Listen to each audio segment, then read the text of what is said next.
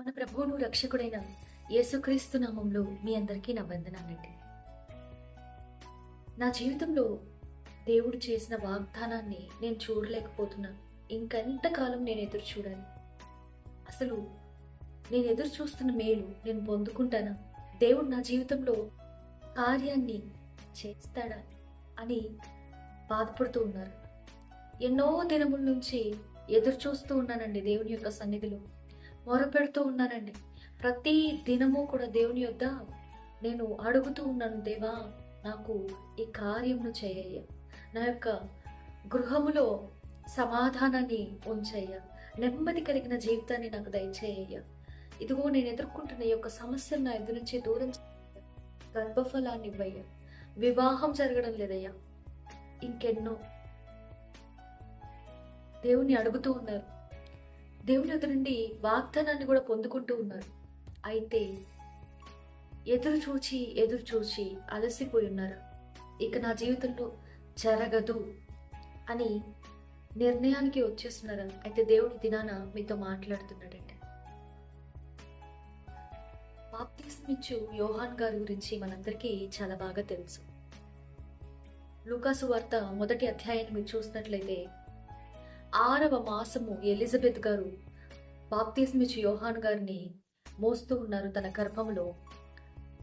మరియా, యేసుక్రీస్తు ప్రభువు యొక్క తల్లి అయిన మరియా ఎలిజబెత్ దగ్గరికి వచ్చినప్పుడు గర్భములో ఉన్న శిశువు మరియా యొక్క గర్భంలో ఉన్న యేసుని గుర్తించి సంతోషముతో గంతులు వేసిందంటండి.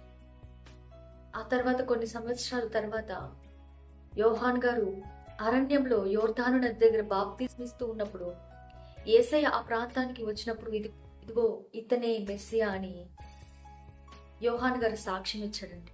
ఆయన చెప్పాడు, ఎవరి మీదకైతే ఆత్మ దిగడం నేను చూస్తానో అతనే రక్షకుడు అని నన్ను పంపినవాడు నాతో చెప్పాడు అని చెప్పారు. అయితే ఇదే యోహాను ఎవరిని గుర్చైతే యేసయ్య చెప్పాడో, స్త్రీలు కనిన వారిలో యోహాన్ అంటే గొప్పవాడు లేడు అని, ఎవరైతే పుట్టినది మొదలుకొని పరిశుద్ధాత్మతో నింపబడి తండ్రుల యొక్క హృదయాన్ని పిల్లల వైపు, పిల్లల యొక్క హృదయాన్ని తండ్రుల వైపు తిప్పుతాడు అని వాగ్దానాన్ని పొందుకున్నాడు, మొహమాటము లేకుండా దేవుని కొరకు నిలవబడ్డాడు, మారు మనస్సు నిమిత్తము బాప్తీసమిస్తూ వచ్చాడు, దేవుని యొక్క ప్రణాళిక తన జీవితంలో జరగాలని అరణ్యంలో నివసించాడు, అటువంటి వ్యక్తి చెరసాలలో వేయబడిన తరువాత తన పరిస్థితిలో, తన కృంగుదలలో, అర్థం కాని తన యొక్క స్థితిలో తన యొక్క శిష్యులను పిలిచి వారితో చెప్తున్నాడు, ఇదిగో మీరు యేసే దగ్గరికి వెళ్ళి అడగండి, రాబోవాడవు నువ్వేనా, లేక మేము ఇంకొకరి కోసం కనిపెట్టాలా?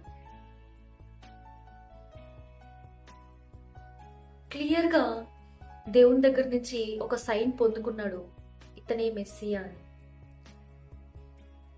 పగటిలో సాక్ష్యం ఇచ్చాడు, ఇదిగో ఈయనే లోక పాపమును మోసుకొని పోవచ్చున గొర్రెపిల్ల అని. అయితే పరిస్థితి మారగానే చీకటిలో సందేహపడ్డాడు.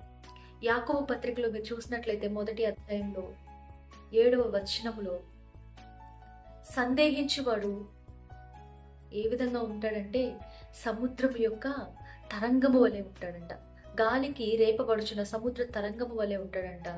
అటువంటి వాడు ప్రభువు వల్ల తనకేమైనా దొరుకుతుంది అని ఆశింపకూడదంట, ఎందుకంటే అది దొరకదు.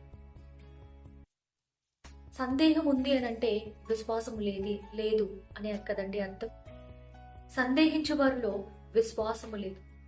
దేవుడు చెప్పాడు, మీరు విశ్వసిస్తే, ఇదిగో ప్రార్థన చేస్తున్నప్పుడే ఇదిగో నేను పొందుకుంటాను అని మీరు నమ్మి ప్రార్థిస్తే దాన్ని మీరు పొందుకుంటారు. మీ విశ్వాసము స్థిరంగా ఉండాలి, మీ విశ్వాసము గొప్పదిగా ఉండాలి. అయితే సందేహిస్తున్నారు, సందేహించకండి. వాగ్దానం చేసిన వాడు నమ్మదగినవాడు. వెలుగులో దేవుడు మీకు ఇచ్చిన వాగ్దానం, దేవుడు మీ యొక్క చెవిలో చెప్పిన మాట, చీకటిలో ఉన్నప్పుడు, పరిస్థితులు అనుకూలంగా లేకుండా ఉన్నప్పుడు, ఇబ్బందుల్లో ఉన్నప్పుడు, నిజమే దేవుడు నాతో మాట్లాడాడా అన్న సందేహం వస్తుంది. అయితే సందేహం వచ్చినప్పుడు ఏం చేయాలి? ప్రార్థన చేయాలి. దేవా ఇదిగో నా యొక్క ఉదయం కలవరపడకుండా నన్ను కాపాడు, నా విశ్వాసము చెదిరిపోకుండా నన్ను కాపాడు అని ప్రార్థన చేయండి. దేవుడు మీకు బలాన్ని దయచేస్తాడు. నా కుటుంబంలో నెమ్మది లేదయ్యా, నెమ్మదినివ్వయ్యా అని అడుగుతూ ఉన్నారు. అయితే మీరు చూస్తున్న ప్రతి పరిస్థితి కూడా దానికి ఆపోజిట్గానే వెళ్తూ ఉంటారు. ప్రార్థించడం మొదలుపెట్టినప్పుడు సమస్య కొంచెం తక్కువగానే ఉంది. అయితే ప్రార్థన చేసే కొద్దీ సమస్య పెరిగింది. ఎలా అయ్యా? దేవుడితో మీ యొక్క నడక ఆపకండి.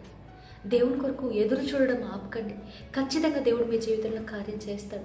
ఖచ్చితంగా నువ్వు ఎదురు చూస్తున్నది నీ జీవితంలో జరుగుతుంది. జడియకండి, మీ విశ్వాసాన్ని కోల్పోకండి. దేవుడు మీ జీవితంలో ఖచ్చితంగా కార్యాన్ని జరిగిస్తాడు. వాగ్దానం చేసినవాడు నమ్మదగినవాడు. యెహోవా కొరకు ఎదురు చూచువారు నూతన బలం పొందుకుంటారట. వారు పక్షిరాజు వలె ఎగురుతారు, అలయక పరిగెడతారు అని రాయబడిందండి. ఎదురు చూడండి. ఖచ్చితంగా దేవుడు మీ జీవితంలో వాగ్దానాన్ని మీ కన్నులతో మీరు చూసే విధంగా మీ యొక్క స్థితిని మార్చబోతున్నాడు. దేవుడి వాక్యాన్ని దీవించిన గాక. Praise the lord.